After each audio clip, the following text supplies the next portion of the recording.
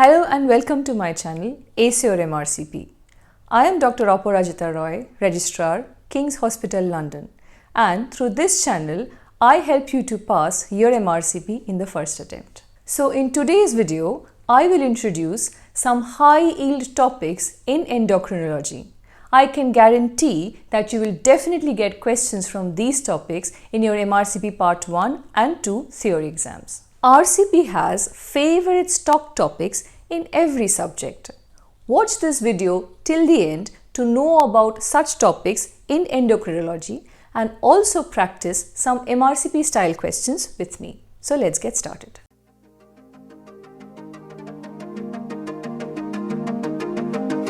The MRCP theory exam intends to assess a candidate's knowledge across the length and breadth of a very wide curriculum.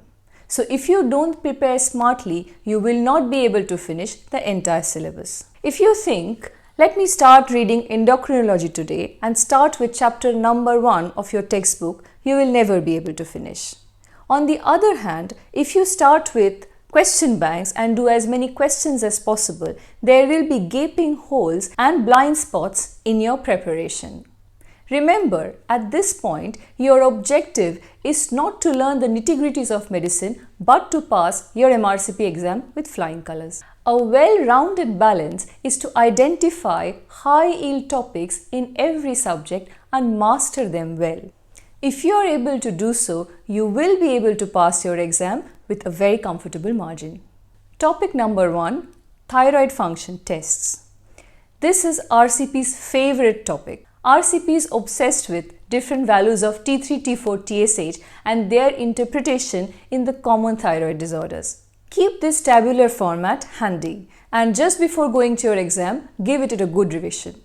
Other must-know topics from thyroid are amiodarone-induced thyrotoxicosis. Make sure you learn about all the different types and how to differentiate, and especially what are the different treatments available for the different types.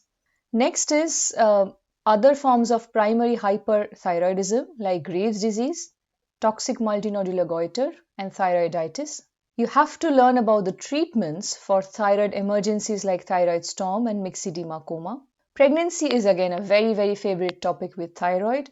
Make sure you know about all the pregnancy-induced thyroid changes, especially depending on first, second and third trimesters. You may also get questions on thyroid cancer. Make sure you know everything about papillary, medullary, follicular and anaplastic thyroid cancers. Medullary thyroid cancers can also come in the form of questions on men's syndromes. Let's look at an MRCP style question that you can definitely expect in your exam. Please read this question very carefully and pause the video. Try to answer the question before looking at its solution. So the answer to this question is continue the same dose of levothyroxine. This is essentially a concept on non-compliance. The patient has not been taking her levothyroxine regularly and hence her TSH continues to be high. She has just taken the medicine before going for the lab investigations. Hence her T4 level is within normal range. This is RCP's favorite concept. Please read this concept thoroughly and don't make a mistake in your exam. Now let's look at topic number 2, hyperprolactinemia. Be very clear in your concepts like microadenoma, macroadenoma, pregnancy and drug-induced hyperprolactinemia. You should also be very clear in your concepts in the levels of FSH, LH, estradiol and prolactin and how they can be different in similar conditions like pregnancy, polycystic ovarian syndrome and prolactinoma. Remember, hyperprolactinemia is a very important cause of male hypogonadism and can often feature in your exam questions. Systemic causes of hyperprolactinemia like renal failure, liver failure, adrenal insufficiency, acromegaly and hypothyroidism can be red herrings in your MRCP style questions. Now let's look at an example of hyperprolactinemia and how to solve it. Again, please read this question very carefully. Pause the video and try to solve it yourself. So the correct answer is cabergoline. So please remember this important concept that medical therapy is always first line for prolactinomas, even if they are macroadenomas. We use bromocriptine only if pregnancy is a concern. Remember again, for macroadenomas or any pituitary prolactinomas, medical therapy is always first line. Transsphenoidal hypophyseectomy is done only if the raised prolactin level is because of non-functioning adenoma and it is causing visual symptoms. Next topic is parathyroid. Now, along with hyperparathyroidism, you should be confident with other differentials of hypercalcemia like bone mets, sarcoidosis, and multiple myeloma. Expect questions on management of hypercalcemia and what is the correct sequence of requesting fluids, bisphosphonates, or calcitonin. Men's syndrome, again, a very favorite concept of MRCP questions. And hyperparathyroidism, as you know, is very much a part of men's syndrome, so expect questions on that. Another area is indications of parathyroidectomy in hyperparathyroidism. Pseudo-hypoparathyroidism and pseudo-hypoparathyroidism questions often feature in MRCP. So please read these concepts very carefully. Now let's move on to a question on parathyroid.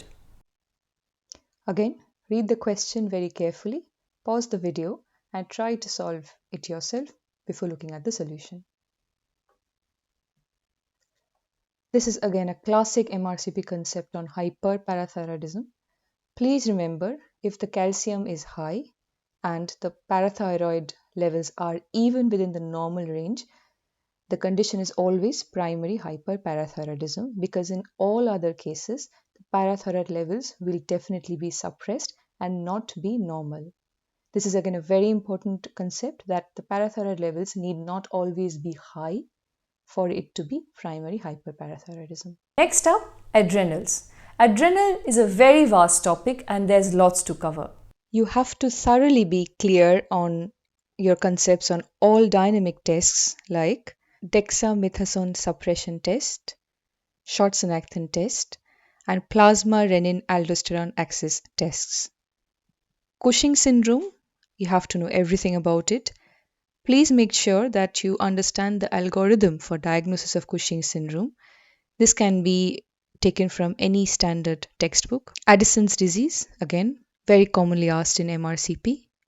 You have to know also about meningococcal disease causing Addison's syndrome and AIDS as a cause of Addison's syndrome. Also, autoimmune polyglandular syndromes as a cause of Addison's disease. Often questions come where anorexia nervosa is a very close common differential for Addison's. Don't get caught out on these sort of questions. Expect a lot of questions on pheochromocytoma and investigations that are best suited for particular situation of pheochromocytoma. Another common topic is hypertension with hypokalemia and hypernatremia. Mostly these are all adrenal causes.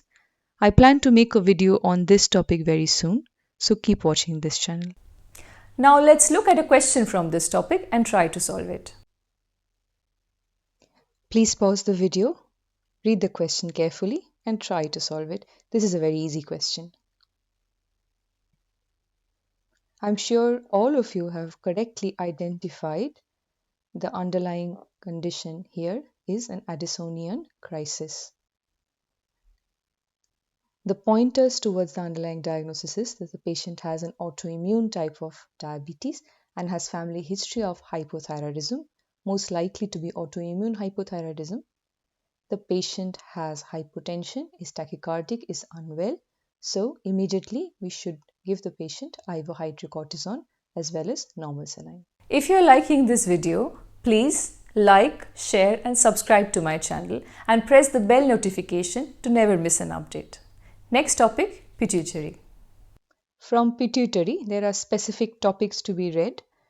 Number one favorite is acromegaly. You may get image type of questions from acromegaly. You should know about the clinical feature, complication, investigations, and treatment for acromegaly. Growth hormone supplementation often features in MRCP style questions as the side effects of growth hormone therapy.